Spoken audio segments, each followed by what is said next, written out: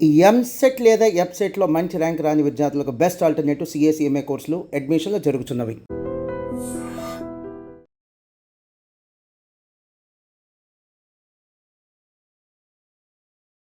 ఈ మధ్య కాలంలో అసలు విమానం ఎక్కాలంటేనే భయపడుతున్నారు. ఎందుకంటే ఈరోజు గూడా మళ్ళొకసారి విమానం ప్రమాదానికి సంబంధించిన ఒక వీడియో వైరల్ అవుతోంది. అది బుధవారం నిన్న 8 గంటల ప్రాంతంలో అమెరికాలోని లాస్ వెగాస్‌లో ఉన్నటువంటి ఒక విమానం అది టేకాఫ్ అయిన కొద్ది నిమిషాల్లోనే పూర్తిగా ఇంజిన్‌ల నుంచి మంటలు రావడం, పొగలు రావడం గమనించిండ్రు.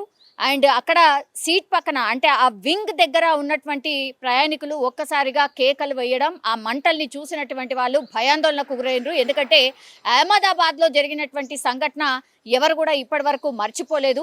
241 మంది ఎవరైతే ఆ విమానంలో ఉండెనో ఒక్కడు తప్పించి 241 మంది పూర్తిగా మాడి మషైపోయినరు. ఇప్పటికి కూడా ఈ DNA టెస్టులు చేస్తూ కూడా ఇంకా కొంతమంది బాడీస్ దొరకలేదు. అంటే ఇమాజిన్ చేసుకోండి ఎంత భయంకరమైనటువంటి సంఘటన. అప్పటి నుంచి కూడా చాలా మంది విమానానికి సంబంధించిన టికెట్లని రద్దు చేసుకున్నారు కొంతకాలం. అంత భయంకరమైనటువంటి సంఘటన చూసిన తర్వాత చాలా మంది వాళ్ళ ప్రయాణాన్ని వాయిదా వేసుకున్నారు.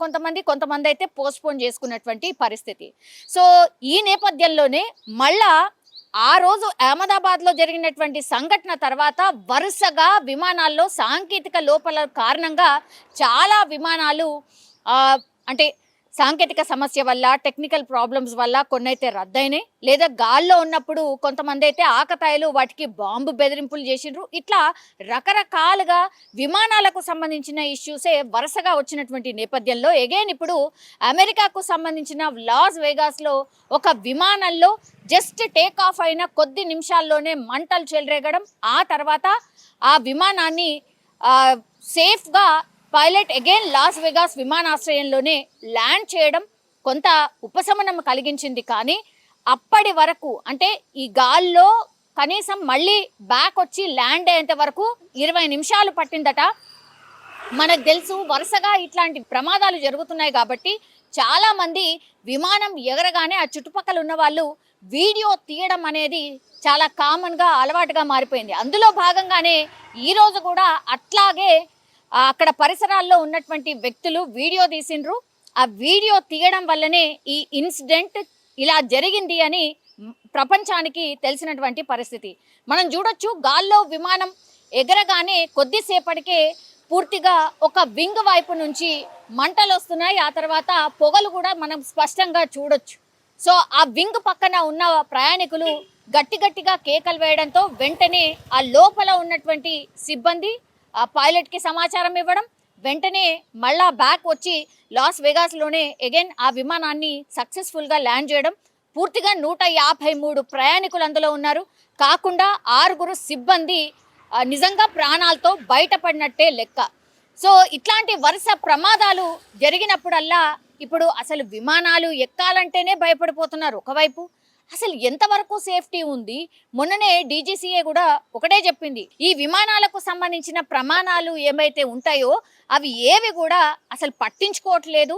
ఈ జస్ట్ మనీని క్యాష్ చేసుకోవడం తప్పించి ఈ ఎయిర్లైన్స్కి సంబంధించిన కంపెనీస్ అసలు ఏమైనా ప్రయాణికుల భద్రతకు సంబంధించి వాళ్ళకి ఏమైనా దృష్టి ఉందా అనేసి కూడా ఆ రిపోర్ట్లో స్పష్టంగా పేర్కొన్నటువంటి పరిస్థితి. ఈ నేపథ్యంలోనే ఇప్పుడు అసలు విమానాలు ఎక్కితే సేఫా కాదా, వరుసగా సాంకేతిక సమస్యలు ఎందుకు తలెత్తుతున్నాయి, ఎందుకని విమాన ప్రమాదాలు ఇంతగా పెరిగిపోవడానికి రీజన్ ఏంటి, ఇట్లాంటి వాటన్నిటి మీద నివేదిక తెప్పించుకున్నప్పుడు కూడా భయంకరమైనటువంటి నిజాలే తెలిసాయి. ఎందుకంటే ఏమాత్రం కూడా సేఫ్టీ మెజర్స్ అంటే అక్కడక్కడ ఏమన్నా లోపాలు ఉన్నా సరే అట్లనే నడిపించేస్తున్నారు ఎయిర్లైన్స్కి సంబంధించిన కంపెనీస్ అనేది డీజీసీఏ రిపోర్ట్లో స్పష్టంగా చెప్పినటువంటి సిచ్యువేషన్ అయితే కనిపిస్తోంది. ఇప్పుడు దీని మీద సీరియస్గా దృష్టి పెట్టాల్సిన అవసరం ఉంది. సరే ఈరోజు జరిగింది అమెరికన్ ఎయిర్లైన్స్కి సంబంధించిన విమానం, కానీ మన దగ్గర ఏవైతే ఈ విమానాలు ప్రయాణాలు ఏవైతే జరుగుతున్నాయో వాళ్ళు కూడా భయంతోనే విమానాలు ఎక్కుతున్నారు. చాలా మంది అయితే ప్రయాణాలు వాయిదా వేసుకుంటున్నారు, లేకపోతే వేరే మార్గాల్లో వెళ్తున్నారు తప్పించి విమానం అంటేనే భయపడిపోయే సిచ్యువేషన్ అయితే కనిపిస్తోంది.